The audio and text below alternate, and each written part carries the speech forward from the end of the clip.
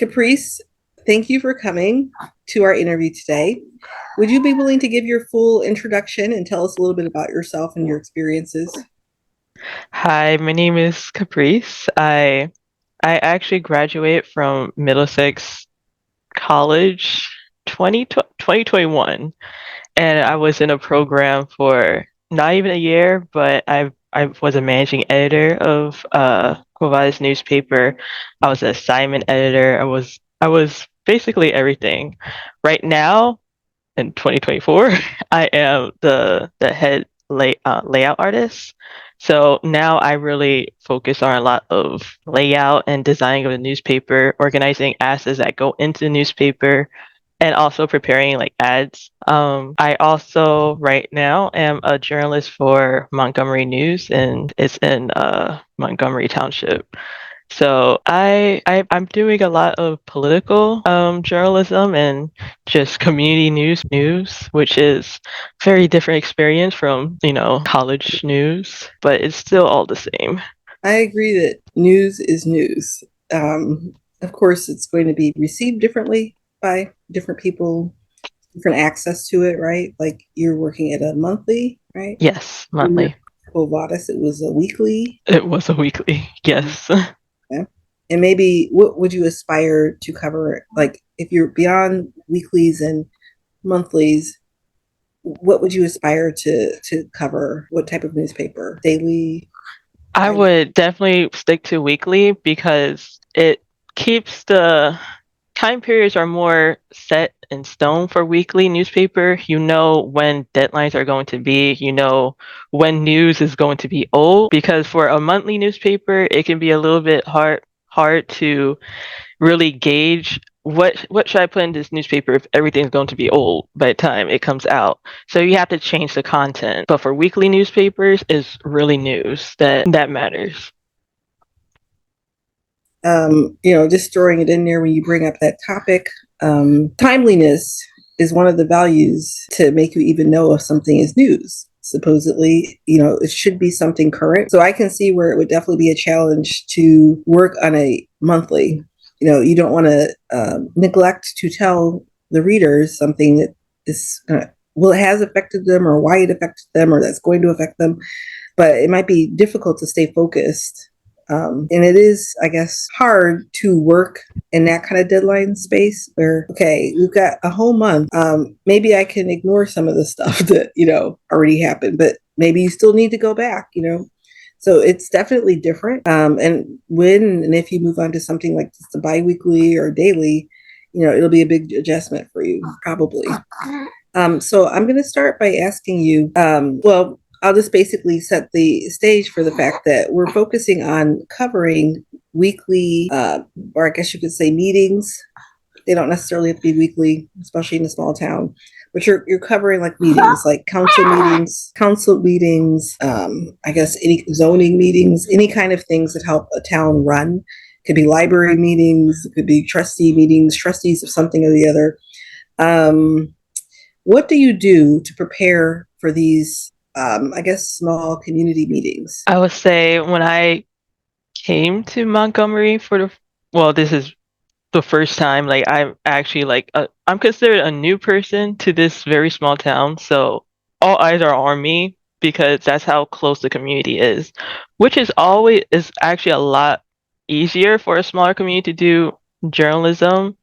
But for preparation of meetings, I had to start from the ground up. I had to know who were the important voices of the community, who was well, first, where are these meetings going to take place, and how important these meetings were going to be? It's really just like looking at the hierarchy of the town itself, like who runs what, and there's just so many groups of or bodies of government that that makes this town up to make it more complete, such as I would say to prepare for the school board meeting or for a planning board meeting, which is basically to look at every um they these officials will look at how to how to better plan the town and fill up the space properly. And there's a whole manual on itself of just individual quorums, laws, and just a lot of laws that you have to really review in order to understand what's going on in a meeting.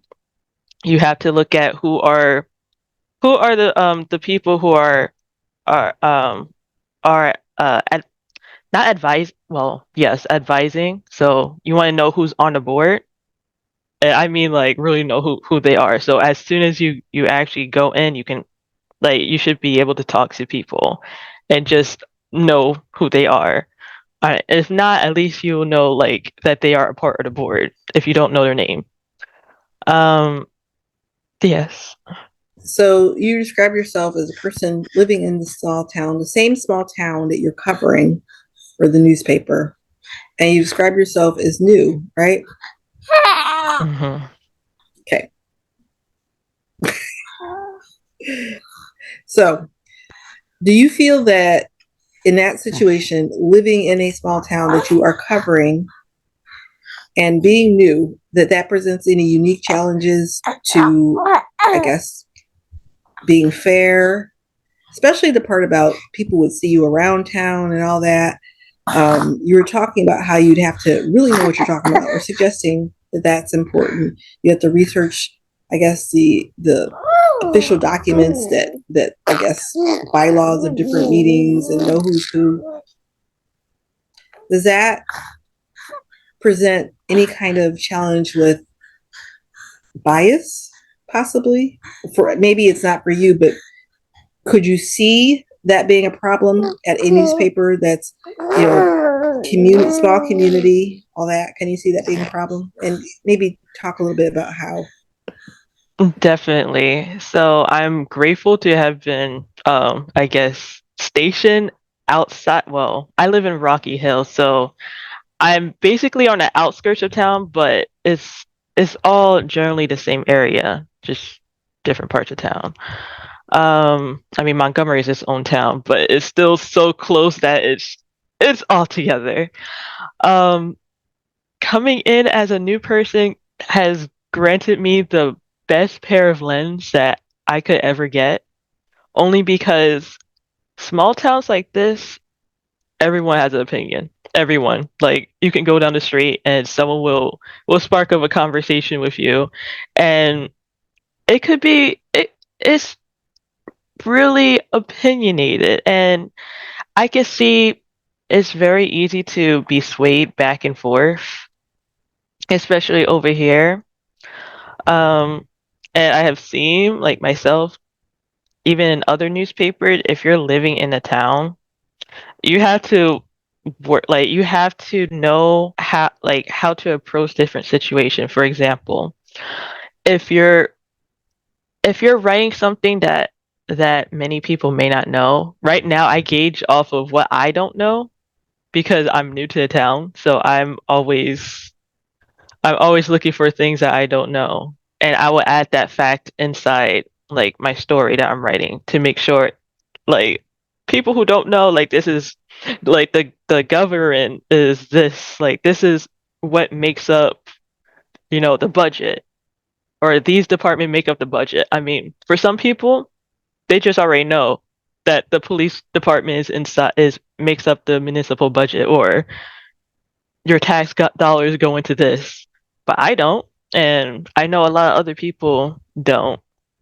And I think once you get familiarized for, let's say, years at a time, it kind of goes over your head, not unintentionally. Like, I've seen it, and I think that makes me kind of worry for just even other newspaper who are local, that sometimes you can just you're basically a civilian yourself. You will want to make sure you get out those stories that would even affect you as a citizen.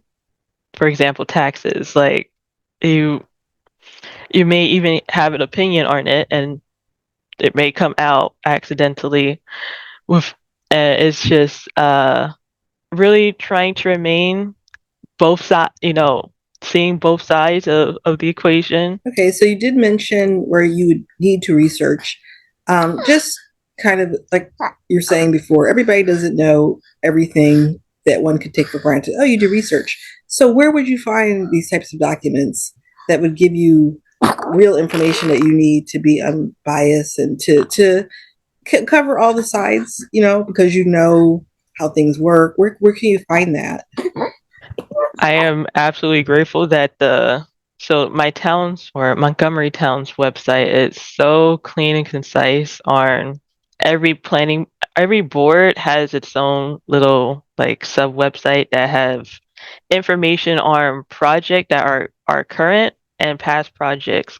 They also have the overarching book that explains like every single board and just any laws that may be in this town only. And I definitely use that the most. For example, for a planning board meeting, since everyone comes in with an application, like the contractors come in with an application when they want to, let's say, open up a Burger King in town.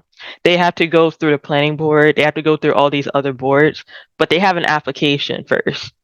I would go through the application since all these documents are online. It is good to know your laws too when it comes to going to government meetings. Like we're allowed to have these public knowledge.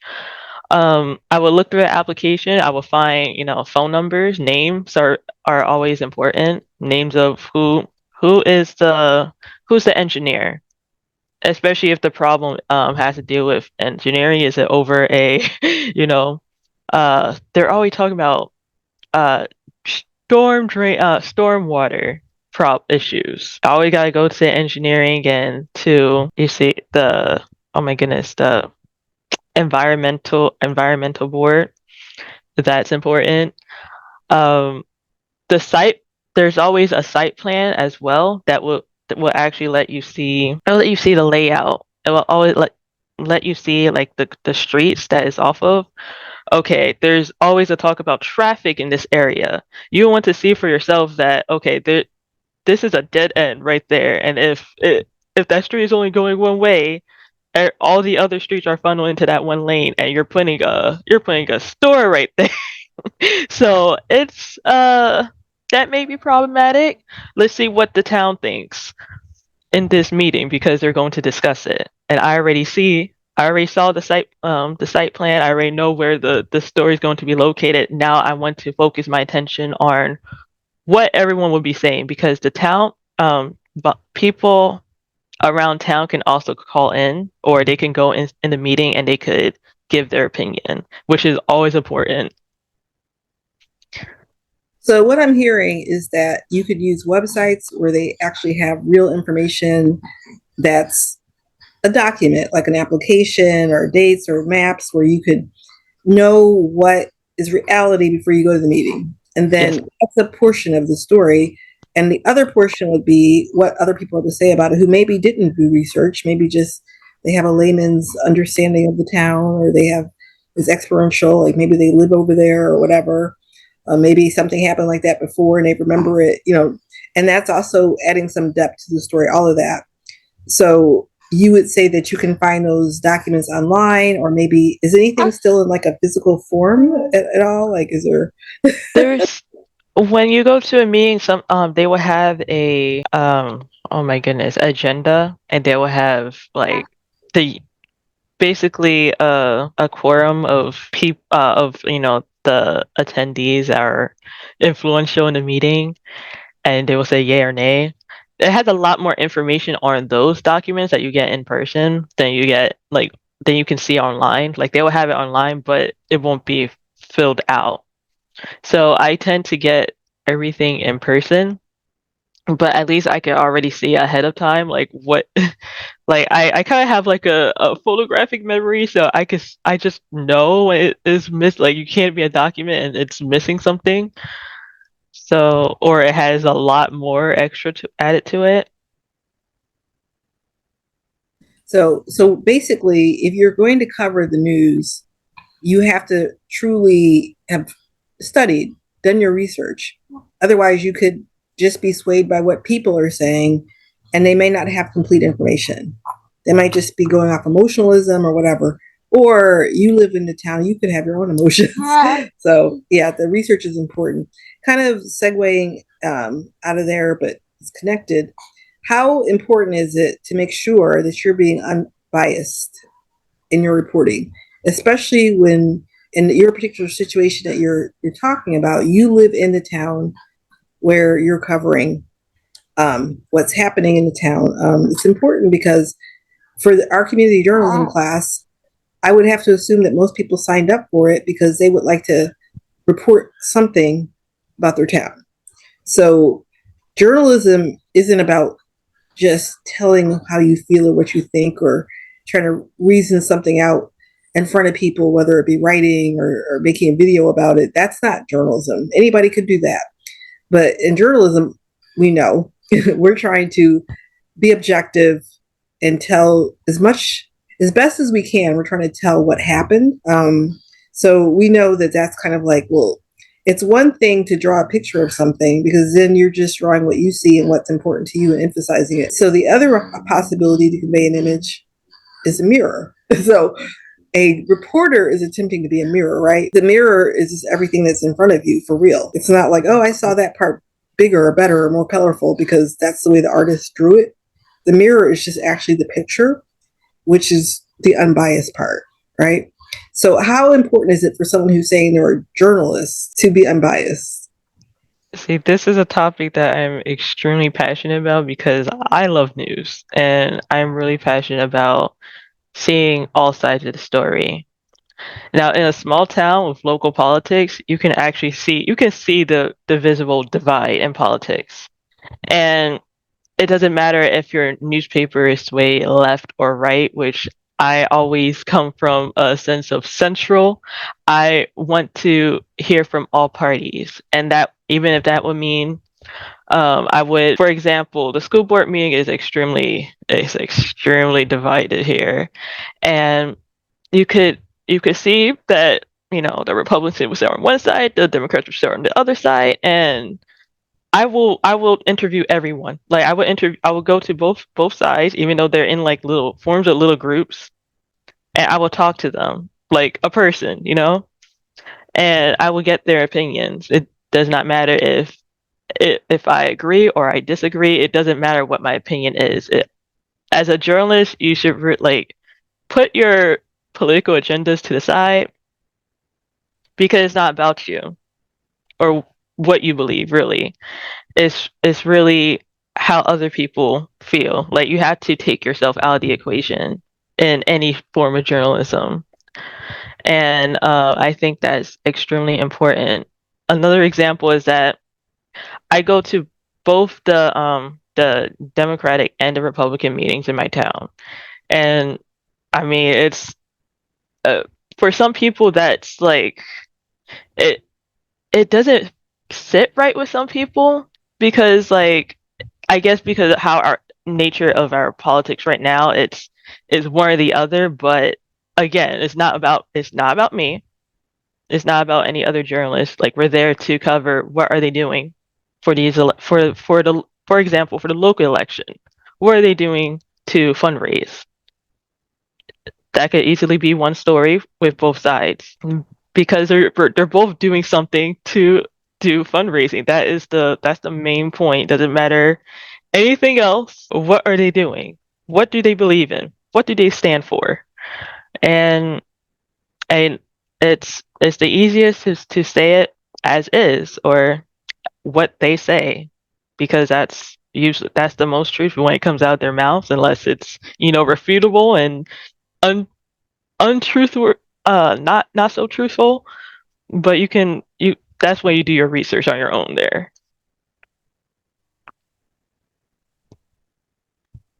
Yeah, you're right. That is important. Not to get caught up in the politics, obviously.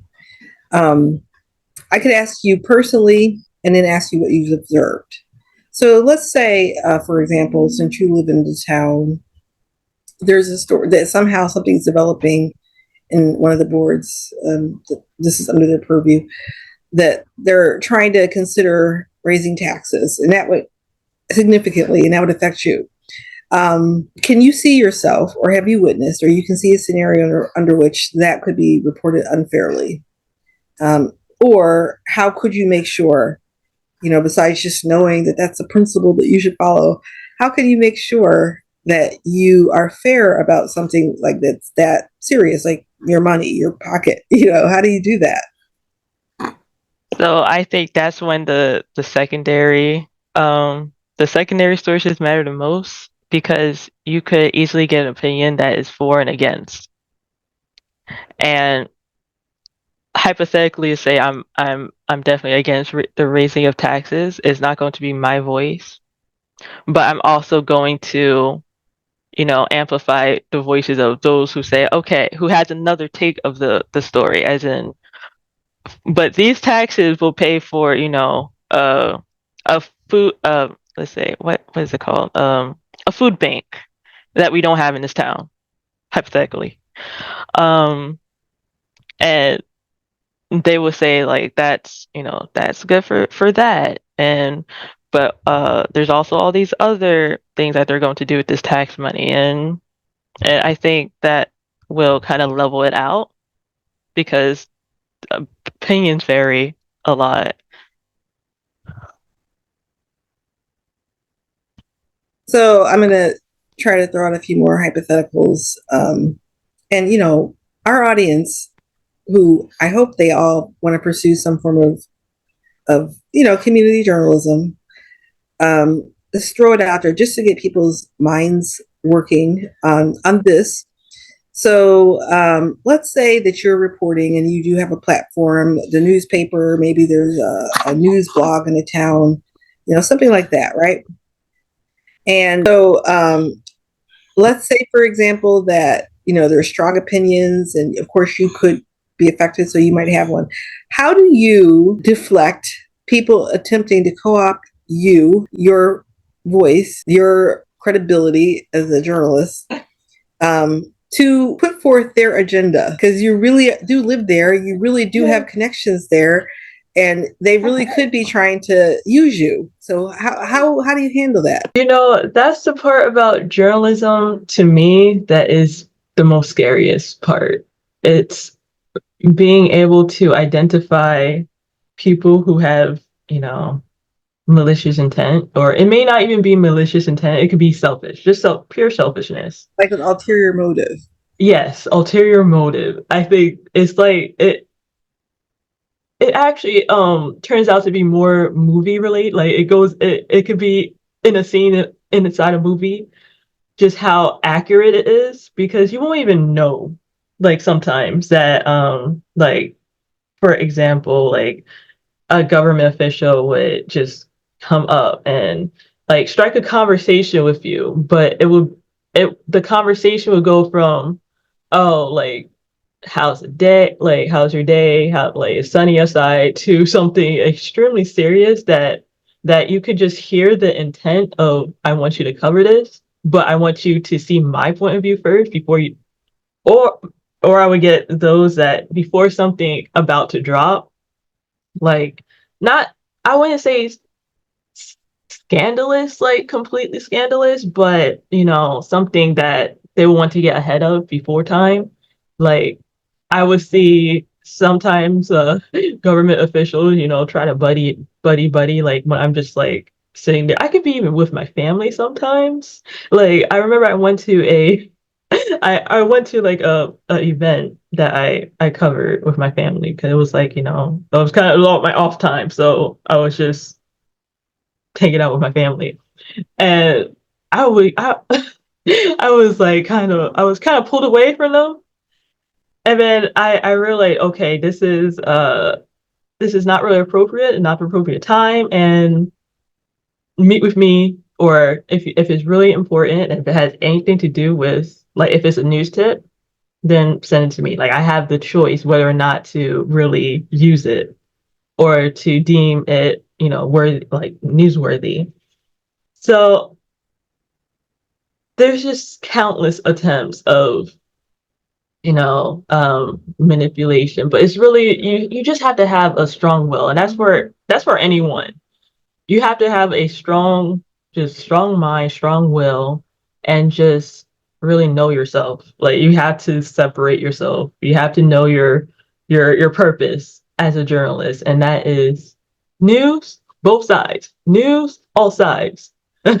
um yeah, just, you have to look out for those because they do exist. So the scenario you just described, the real, you're at an event with your family and all that. That's one thing. They're just like catching you off guard. What would you do as a person who has an obvious platform, recognize you? If somebody directly calls you and asks you to meet with them over a cup of coffee just to get to know you, because no, nothing secret, because they're the mayor and they just want to kind of just talk and openly admitting they just want to get to know you, or they're the deputy this or that, or they're the library head. Maybe that individual doesn't really isn't a journalist themselves, or an official, right? They don't see what's wrong with just familiarizing themselves with a journalist who they, from their perspective, will be working with to a certain extent. Maybe that's how they would look at it. That from time to time you'll be interviewing them. What's wrong with that? Is that appropriate? Should you distance yourself once you've interviewed somebody 5 or 6 times, because you have to get their side every time? How do you keep distant from them? So when it comes to, oh my goodness, these type of, I guess, relationships, I always remember there are no friends in journalism. He used to tell me, and it would just play in the background. There are no friends in journalism. When someone would ask me, oh, we should because that has happened. It's just like there's always a reason. There's no matter what, there's always a reason. Um, so at the end of the day, it's really not it. You really don't want people to really know you. I feel like from as a journalist perspective, I really don't want anyone to know who I am. Like I know I want them to know like the basic, but they don't need to know my personal background. And that's for anyone, like because people one, you don't want your information out there because journalism is it's a it's a risky profession sometimes. And I think the less people know who I am, the easier it is to like do anything because it takes away from any personal you know personal interference with let's say an interview or a story. And that is something that I have seen where when a journalist is too comfortable with someone, that's how bias happens. Because if you won't, it will be extremely hard to write about someone you like, admire, respect to the like respect. Like he does no wrong because I know him. He's my best friend. Uh, so that's where I am just a journalist. You know my name. You know what's. I'm sure I've seen people look through my LinkedIn, so I know the intent is there. You want to get to know me. You want to reach out. I mean, some have, but news tips only. And I will see you at holiday parties because that's where news tips are at. So, other than that, banter. Fun banter, as in no politics, no no opinions at all. Like I I mean the only strong opinion that I definitely do have is I'm unbiased. I am not partisan, I am like I want to see all sides. That is my strong opinion and that will be my only strong opinion. So other than that, no one know, like you should no one should know your political leaning. They should not know any occupation or any other. They should not know where you live. That's one thing because it's a small town and people figure out anyway, but you generally just don't. You don't. Okay, you don't want that to happen. So you would maybe suggest which is basically a journalistic standard. Don't let them take you out to eat and buy you your meal. Don't let them give you tickets to something, or that's actually called payola. There's an actual word for it in journalism, and we don't want to have a price as journalists. We don't want someone to buy us, buy our pen, buy our platform per se. Um, which, of course, if somebody's only interested in advancing their cause, their perspective, maybe they would be blind to that, because they just need to get their way. But fortunately, if you're a journalist, you understand that you can't be bought. You shouldn't write about your friends. Now, would you say the same thing about your enemies? Can you write about your enemies? That's where it's like, no. That's why you can't write about your enemies either, because I've seen that in journalism, and it's ruthless. Like you can see like they're sometimes personal, like they'll go out the way to get all these other information, but they wouldn't do that for anyone else. And that's how you can tell. And that's where you just should have a standard all around. And if you know that someone is, your best friend, have someone else write about it. That easy. Have someone else cover it. They don't know that person. I mean, it's a small town, so it's possible like you could have like close friends already, but there's always a way around it so you don't get yourself involved. Now, if you were writing about a big topic and, it affects you, it affects everybody, small town, right? How would you make sure, what are some strategies you can use to make sure that you have actually covered it fairly? I could just throw out a couple things. Would you write it yourself? Would you get partners? I mean, but there could be much more than that, right? So let's see. So a story that there's like a lot of things that more experienced writers probably have covered in the past. For example, taxes. That is a big thing that is a bit harder to jump into because you have to do a lot of research. I mean, like you have to meet with people you never really knew existed, or um and you need them to educate you on the process no matter what. Like you have to get it from someone who is a professional, not online, because it's online. Every town runs differently. That's the bottom line. Every county have their own policies. Every town have their own policies, and I mean also statewide too. So you have to get the information from someone who knows. For example, the tax collector, they know 100% about taxes. Like they don't mind as long because they know that you're willing to learn. Like journalism is, I mean, I feel like journalists are the best learners. We just learn so much on just a small time period, and it's really like just knowing the purpose, like the substance of the story. For example, for taxes, like what how much is being raised and what are the factors, and all of that actually equates to math. There's a lot of math involved.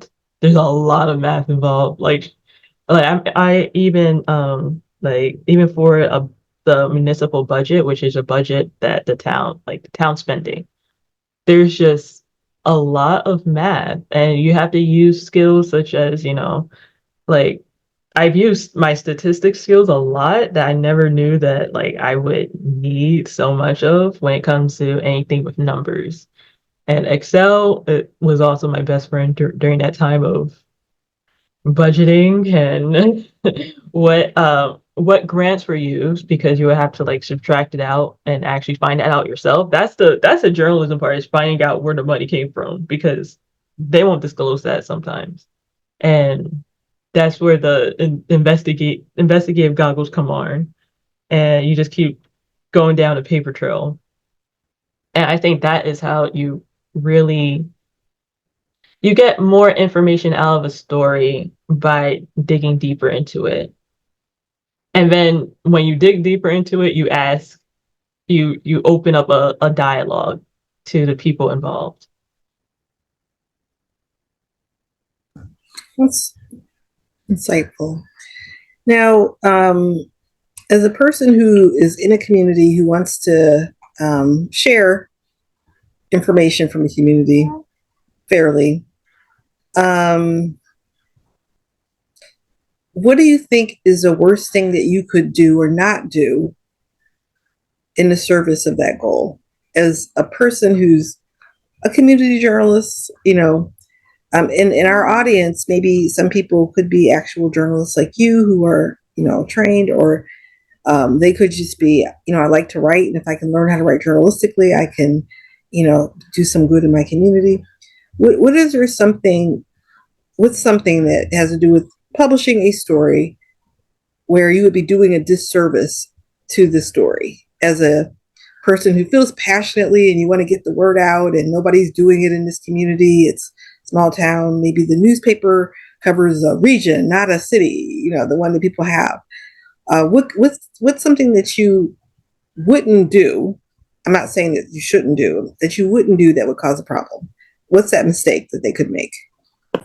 150% is of just not even thinking about the community itself, as in not getting that secondary source from a citizen, an inhabitant of this town, someone who lives here, pay taxes, and have an opinion. That it's like it's something that would just it kills me inside. It really does. It kills me, like, when I see articles that would have so many opening, like I could just see it, like I could picture it, a citizen, like right there, right there, right there, like they have something to say. And I would say a big example, for example, I wrote about the farmers market, and what best way to write about a farmers market is getting the farmer's perspective. I went to every single farm, and I got their opinion, and I got it from them of what they would be selling. Why are they doing this? Why did they come back, first of all, even if it's in a new location? And I even got, like, people who attended the old farmers market versus the revamped one. Like, it's just, you have to think about a lot of groups of people. So, like, that's when I would make like a little spread, like, document of just listing out those people that you wouldn't think of, like, off the top of your head sometimes, but you really have to, like, you just have to sit down, pause for a second, don't move before you start going out to question people. I mean, you could question people at any time, but really think about who you're talking to, who you need to talk to. So what I'm hearing is, if you omit people who have, who are stakeholders in the story, then you really haven't told the story, and you're doing a disservice if you publish it, because it's not going to be fair. It's not going to be balanced. It's not going to reflect what is really happening to all the stakeholders, all the people involved. And so if you do that, you're creating a problem, right? You could create an image of what's happening that's not real, like a painter instead of the person holding up the mirror. And so that would be problematic, to so-called be a community journalist who really is only cherry picking perspectives to add to the story and saying, I'm finished. I wrote about what's happening, and this person said this and this, and then they haven't even explored the other perspective. So, Especially if the town's involved, I mean, like like the boards are involved in, creating an event. Most of the time, they will come out with their own township, like their own. They have a township briefing. It will be like in the shape of a newsletter. So everything that is really said will be in there, as in like it wouldn't be hard news. Like This- it'll be like time and place, but it would be their opinion. Mhm. And I would say just note that there's a difference between a news story and a Pamphlet. a Bulletin. pamphlet, a bulletin. Because if you just say, okay, the time, like it's just the events details, and then the town's official opinion, how much work they done, and we thank all the farmers for coming, or we thank all the the It's like townspeople. PR. That's like PR. Yes, PR. You're not a PR person. You're a journalist. You have not read a newspaper, as in like the one that you hold in your hand. You got to flip through it. They're very clunky sometimes. A lot of town don't have them, but you can see that. Like if you go to like a store, let's say CVS, like they would have like a newspaper stand. They would have especially in this town, like they have a lot of like variety of like newspapers, like even New York Times, like just you have to familiarize yourself with the structure first, and that could start by just opening it and knowing what how the layout is, how what sections you could potentially cover, or what you're interested in. And I feel like the things that you're the most interested in, you put your all in. And I think starting with that and branching out is the best thing you can do. Um, for example, right now, I didn't know that my new passion is sports, and I've been covering a lot of very important like sports news story regarding wrestling, and I even got to interview like a all-American winner for the American Olympic Championships in Mexico. So I was very honored to get such an opportunity to write for a professional wrestler, and and that kind of sparked my interest again. I just want to add to this because if we're talking complete newbies, when you read the newspaper, you have to realize that there's a news section and a feature section, right? So sometimes people would think that something that's a feature, okay, some people might think that a feature counts as news, but that's just, I guess, to make the newspaper have a bit more depth in terms of content. But so they should read maybe the front page and the ones that say community or town sections sometimes. Depends on what they're calling the sections. But the parts that are, especially the front page, we should always find news on the front page at least. We can be sure of that. Opinion is not news. Opinion is not news.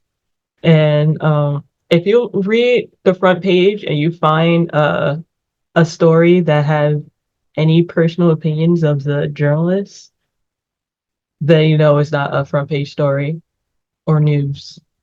It's just not. I guess journalism like that is very like what's the word? It's kind of like math, where like you get a final equation. It's like it's either have a opinion or it doesn't. you know. Uh, Yeah, that's true. And another obvious hint that it's not news would be if you say I at all. Like you cannot have an I in there because that's you. That's the reporter. And you can't be an expert in a news story. So if there's an I, it would have to be quoted, right? So that's another thing. When we're talking about interviews that you've been talking about, people are quoted directly or indirectly, right? And if it's not a quote and you, the journalist, said I, right? What about adjectives in a news story? Where would they come from if they were there at all? Like where do adjectives factor in? Adjective will only come from the person who's speaking, as in said, whoever person. Now, not all adjectives are like are necessary, you know. Mhm. That's something to take into account. How would it affect your story? Like, what purpose does it add to the story? Mhm. Because sometimes the adjective could make it sound like a a PR stunt, you know. And I would have people who would like basically beg me to add in like make sure you say I said thank you in your story. And I mean, you could do that yourself, you know, like you could like reach out to them. You did. I'm sure they know that you're thankful for this. I'm not gonna rate it. Sorry. Uh, So that's interesting. That's almost like people would try to get the journalists to facilitate some kind of dialogue through the yes, news. I get that a lot. And you have to know how to, you know, communicate with these type of people because most of the time they kind of set the standard of okay, I'm going to dominate this interview, like as in like this is uh I'm doing this out of service to you. And you're going to list like you're going to write what I say, and we're going to keep on pausing every time I say to cut this out, like cut this out. That's not how this works. That's not how this works. And I will make sure to without you know cutting any strings, you know, cutting any ties to people, respectfully remind them what you do, remind them what a journalist is, and remind them uh, what a PR person is, and that usually helps. It's That's not good. your Yeah, you're not a PR person. You're not working for them. You're not promoting anything. Um, as a journalist, no promotion, especially not yourself, right? And not for your subjects who you're interviewing. You're not promoting or facilitating, putting their word out. You know, and I can see what you're saying that people could try to dominate an interview. Um, in that vein, I don't know if you've had this experience in Montgomery. You may have had it at Middlesex College where you were a student journalist. What about when people are asking you to read the story that you're going to publish? How would you handle that, or how do you handle that? so that's the part where I will I will meet them halfway and I will send them their quotes to them, but I will definitely not send them the full story. I will send them the quotes. Here are some of the quotes that I will be using. And their keyword is some. Um since this story is not all the way complete, but and I will not have enough time to, you know, reach out to you during this time. But here are the quotes I will be using since I already edited this transcript. Do Yeah. you get any pushback on that ever? So I never I when I ended it well, let's see, for Middlesex, I I made the mistake of sending them the story and then them kind of editing everything, you know, like basically say, I don't want this published. If you publish it, you're gonna be in trouble. So the best thing that I've learned, I guess, over time, and when I get more people like that, they're usually rare. And usually they have they they think their opinion is important. Like they have like a high like thinking of what they're saying will affect them, even though 99% of the time it really doesn't. It really doesn't. But I've learned that I do not owe anyone anything, first of all. And, you know, to also keep, you know, keep things, you know, nice and still have, you know, like ties to people, like sources in the future. I have to think about that too. I will meet them halfway and I will send them the quotes, some quotes. That's a really good way of handling it. That's true. It's probably there are probably some organizations that would be bold enough to ask for that. Like There's that. a lot of people who I would never expect to really like because they think that they're the main factor of the story. I think that's kind of the funniest part where they Like think you're that profiling their perspective on the Mhm. issue as opposed to they're just one of the. Yes. So Mhm. I'll get majority of like the side, like side people, not the full thing, So it's just like, okay, that's it's kind of funny that you think that, but I'll let you think that you're important. I'll send you some quotes since I'm not really using like I have other sources 'cause I believe in, lots of sources in my story, all sides equally. Mhm. That's good. That's very useful information, especially if somebody were to go to be a student journalist, because if you're an amateur, whether you're a student journalist or you don't feel that you're empowered to control the story, you might be intimidated if somebody asks you for that and not be sure whether or not that's appropriate. And it is not appropriate, right? Because their part is just a piece of the news. You're just getting their perspective, and they shouldn't or cannot edit, the order you put it in, or change their quote, or shouldn't change your quote. But if you did send a list of quotes and they found something wrong with the ones you gave them, and you had them recorded, what do you think would be your option there? So that also have happened to me, but under it, like I will because I this have happened to me.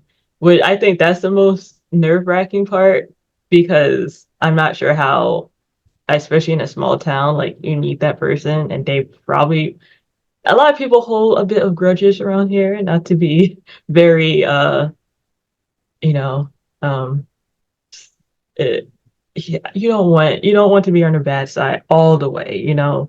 So I would talk to my editor and see like what to do, like if it's something like an adjective or something, then fine. Or like if it's some not adjective, like grammar. Of course, I'm going to fix that. But anything else, like to cut, if it has anything to do, like if it's like really important to the story, I'm not going to cut it. Or if it's the context that you need for your story to make any sense at all, don't cut it. Um, you could paraphrase. You could. I mean, there's other ways around it. You could like sometimes I would even change the structure if it's really a problem, but it majority of the time it's not that big of a deal, even though they think that it will ruin them. But it's about something like it's Trivial. yes like it could be this something about the date and the time, and it's like it's actual fact. Okay, fine. I won't write that it came from you. I will just write it as is because it's a fact. So or they just don't want anyone to know that they talk to the news, which is another thing. Yeah. It's a tricky situation, but I would say talk to your editor as well, and most of the time that they will help you kind of navigate through that because they know just how to deal with it. I mean, for me, I don't really know the people like that, but I I gained these tips from my editor who has been in the business in this town for so long that she knows how they work, like the source, some of the people that I talked to already, which helps. Mhm. Oh, that's interesting. I guess that's one benefit to writing about a small town, that you understand. The reason you don't have that benefit is because it's a small town you just moved to. But Uh, yeah. you do, yeah. And I guess most reporters would stay in a town for long enough to get to know people. And then some people settle in after a while, to wherever they're working as a news reporter. Um, but yeah, I appreciate all this insight. A real small town reporter who's, I assume you weren't that familiar with Montgomery before you moved there. Well, my family has moved, like lived here for a few years. Like I visit like throughout college, but I was in college.